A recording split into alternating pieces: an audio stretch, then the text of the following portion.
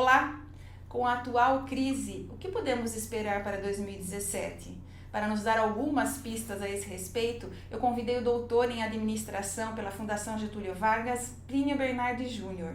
Dr. Plínio é professor em várias faculdades, entre elas a própria FGV e a Faculdade de Direito de Itu. Bem-vindo, Dr. Plínio. Obrigado pelo convite, Mino. Muito bom estar aqui. Então, como é que vai ser 2017? O que a gente pode esperar? A situação vai melhorar? Vai piorar? Podemos gastar ou melhor poupar? Olha, não é fácil essa resposta. A gente está ainda formando expectativas. Tem muitos sinais desencontrados ainda na economia.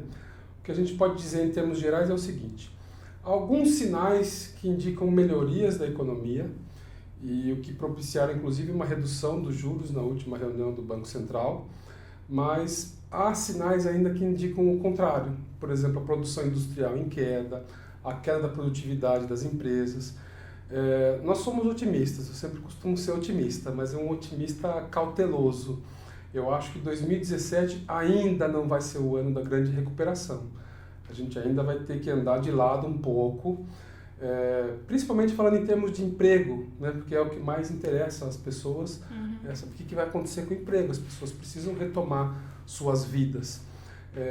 Com relação ao emprego, por exemplo, o empresário, a última coisa que ele faz é cortar emprego. Ele diminui a hora extra, ele dá férias. Quando ele precisa cortar emprego é porque ele reduziu o tamanho da empresa.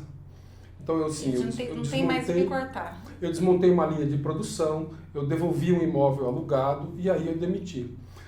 O processo de retomada, ele também é lento. Até o empresário ganhar fé que realmente estamos numa retomada da economia, ele vai pagar hora extra, ele vai aumentar mais um turno e, dentro do possível, ele não vai contratar. Porque, infelizmente, esse é um dos problemas da economia, diminuir muito mais rápido do que crescer.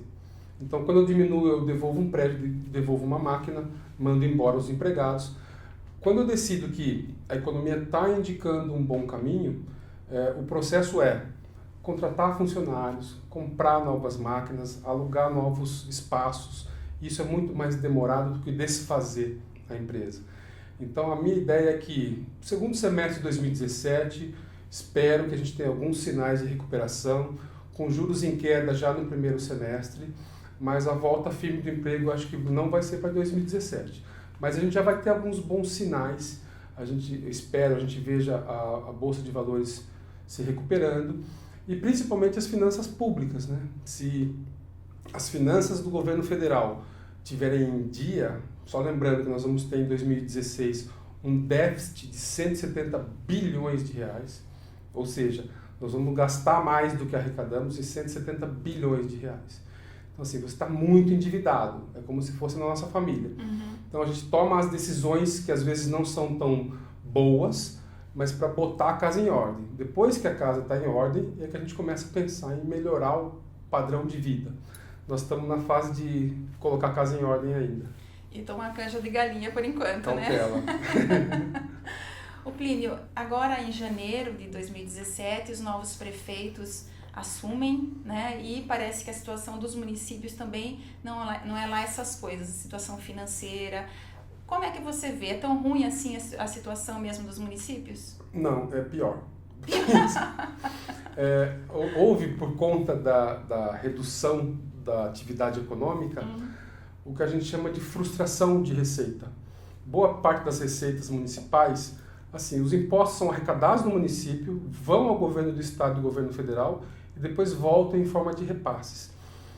A gente pegou uma onda boa até 2013 de crescimento. Quando você faz um orçamento, o orçamento se realiza no ano que vem, ou ele vai ser melhor do que eu estava imaginando, eu vou arrecadar mais, ou eu vou ter uma frustração, eu vou ter que cortar o que eu tinha orçado. Nós estamos vivendo um momento que a maioria dos municípios teve essa frustração de receita e está tendo que cortar na carne, cortar empenhos, cortar contratos, cortar mão de obra que não seja estatutária, que seja CLT.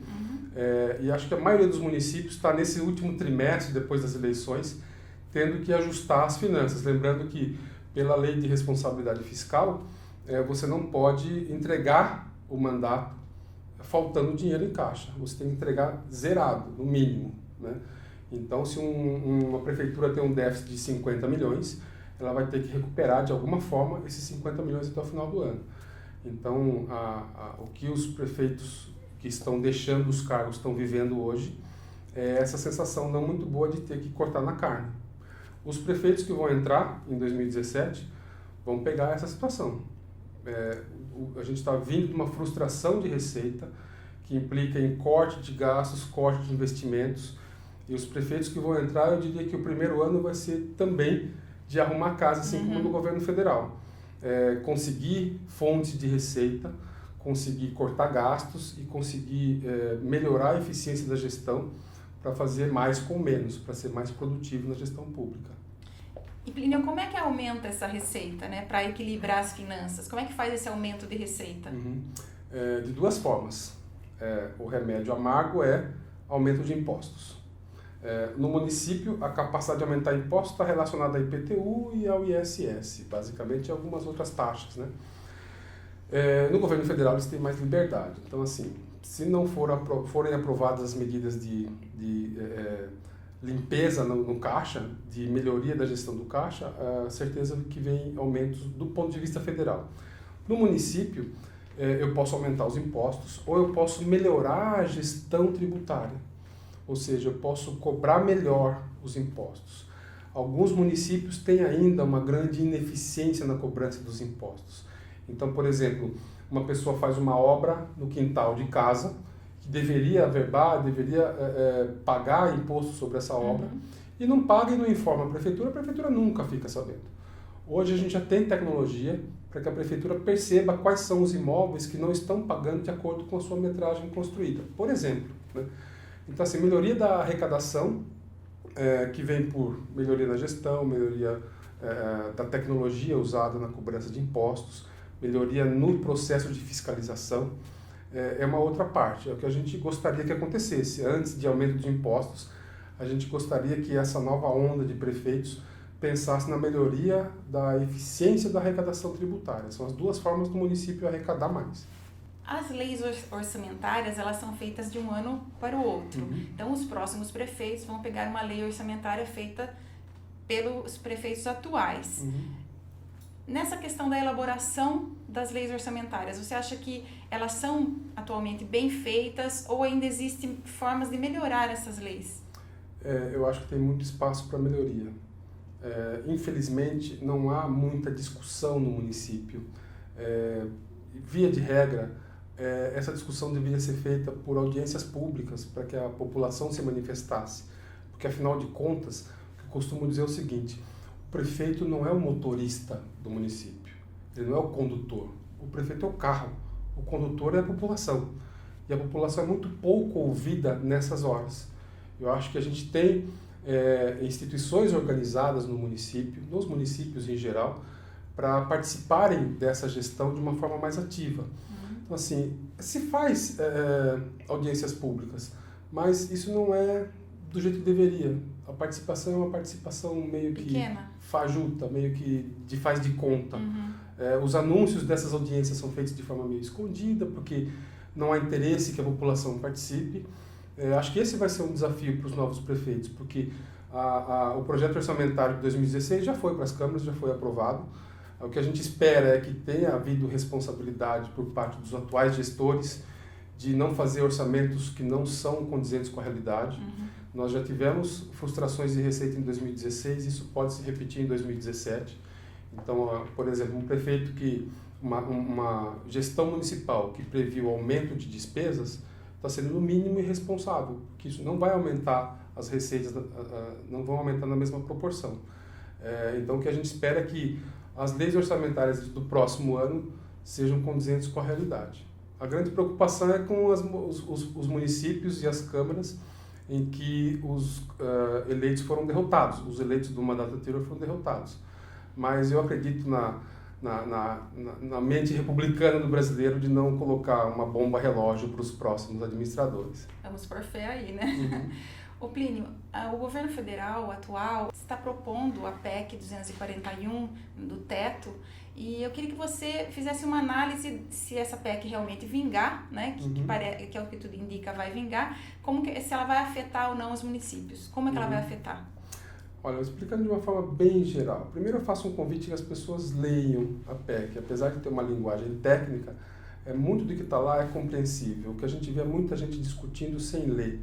Eu acho que isso empobrece a discussão. Mas, em resumo, o que está escrito lá é que a gente não vai poder aumentar as despesas além da inflação.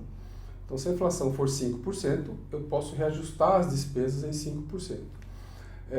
Isso foi necessário. Foi necessário porque realmente a gente tem um déficit muito grande e a gente precisa fazer essa lição de casa, é o tal do remédio ruim. No entanto, eu acho que isso vai ser bom para colocar a casa em ordem. Eu não sei, talvez se discuta que o período de 20 anos é um período muito longo. Mas parece que vai ter uma revisão aí aos 10 anos. Uma revisão com 10 anos. E eu lembro que nós tivemos um período de gastos excessivos do governo federal e dos governos estaduais e municipais também. Nós estávamos surfando uma onda de crescimento até 2013. Aumentar gastos é muito fácil, né? Mas em 2014 isso começou a se reverter, mas ainda a nossa despesa foi muito grande em 2015. Ou seja, nós estamos congelando as despesas num patamar elevado. Seria diferente se a gente tivesse apertando os cintos e agora a gente congela lá embaixo. Então o primeiro ponto é esse, a gente está num patamar um pouco mais elevado de despesas, principalmente o que preocupa mais é a educação e a saúde, né? Mas não sei se vão surgir emendas nessas discussões entre as câmaras, entre a Câmara e o Senado, mas eu diria que assim, eu também não estou contente com essa PEC, mas eu não vejo outra saída. A outra saída, aliás, eu vejo, a outra saída seria aumento de impostos. E aí eu tenho um pouco de receio na habilidade do governo e dos congressistas de aumentar impostos de forma justa. Então, eu acho que, entre os males, a PEC é a preferida, pelo menos no meu caso. Não é uma coisa que eu gosto, mas é uma coisa necessária. Fazendo um paralelo, você está na sua casa gastando mais do que você arrecada. Então, de repente, você senta com a sua família e combina, a gente não vai gastar mais com escola, a gente vai congelar nossos gastos com transporte, com vestuário, beleza, a gente cancela algumas idas ao salão e vamos viver com isso até o final do ano. Assim que a situação melhorar, a gente flexibiliza. É mais ou menos isso, ninguém gosta de fazer uma notícia como essa, passar para dentro de casa, mas é o que a gente tem para fazer. O governo federal também está prevendo aí, né, quer aprovar uma reforma da Previdência. Essa reforma pode afetar os municípios de que forma? Sim, pode afetar os municípios. Nós temos dois lados da Previdência. Nós temos o lado público e o lado privado. A Previdência privada é aquela que a gente conhece. É aquela que parece que é sempre injusta, aquela que parece que o sujeito trabalhou a vida inteira e recebe menos do que recebia antes, em que o fator previdenciário faz com que a aposentadoria vá se reduzindo. E nós temos a Previdência Pública, que parece um mundo das maravilhas, em que a pessoa se aposenta com o salário em vigência. Aliás, se você pensar bem, quando um servidor público se aposenta, ele tem um aumento, porque ele deixa de ter o desconto e passa a ganhar o salário que ele já ganhava. Em alguns casos, como dos militares, ele tem uma promoção quando se aposenta, juízes, etc. Você tem um aumento para se aposentar. A conta não fecha, é matemática. Eu guardei esse dinheiro a vida inteira e eu estou remunerando esse dinheiro, eu não vou conseguir receber mais do que eu recebia. Assim como no caso da Previdência Privada, em que não fecha a conta, eu preciso pagar por aqueles que estão aposentados e o número de jovens entrantes no mercado é cada vez menor. Então é uma questão matemática, não se trata de ideologia, se trata de fazer e ter alguma ideia diferente para que a conta feche. Hoje é muito comum uma pessoa chegar a 100 anos. Há 50 anos atrás era uma coisa muito rara.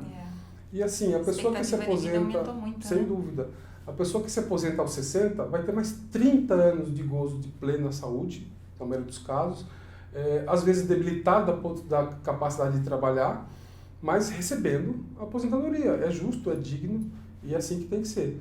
Só que a conta precisa fechar. Enquanto a conta não fechar, a sociedade está sendo sangrada desses recursos. Há uma evasão de recursos que podiam estar sendo investidos em setores como educação, como saúde, para a Previdência. Então, eu também acho que é um mal necessário a reforma da Previdência. O aumento da idade para a aposentadoria e a mudança de algumas regras, para que a gente continue podendo usufruir desse benefício.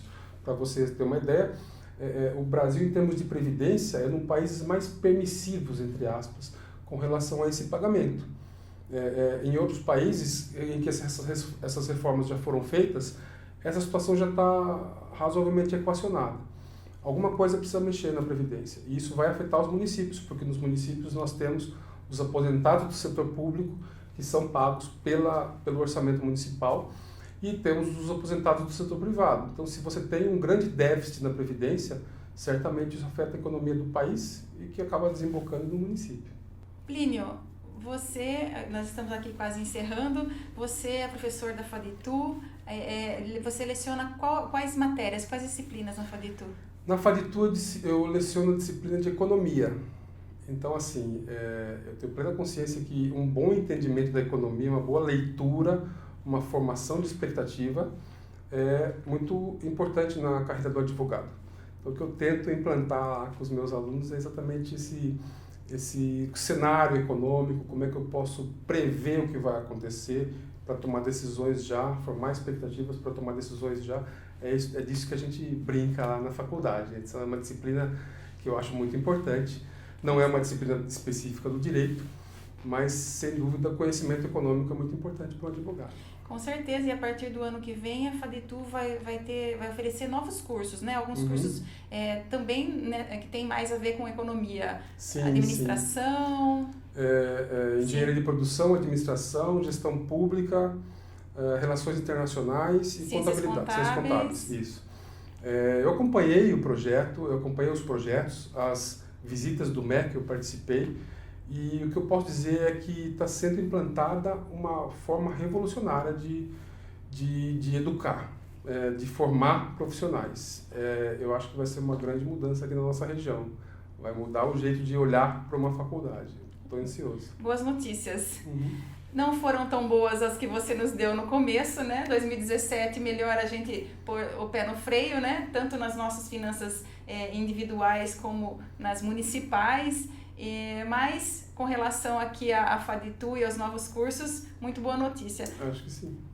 Plínio, muito obrigada pela sua presença aqui no Lado a Lado. Foi uma honra receber um doutor aqui, doutor em administração. Sim. Parabéns pelo seu trabalho, seus alunos também, tenho certeza que tem muita satisfação em estar presente nas suas aulas. Muito obrigada, viu? De nada. Se você me permite, assim, para não ficar com aquela imagem de só notícia ruim, no que se trata dos municípios, eu acho que a grande mensagem é a seguinte: o município é um organismo com muitos detalhes. A função do setor público é deixar que esse organismo funcione com o mínimo de interferência.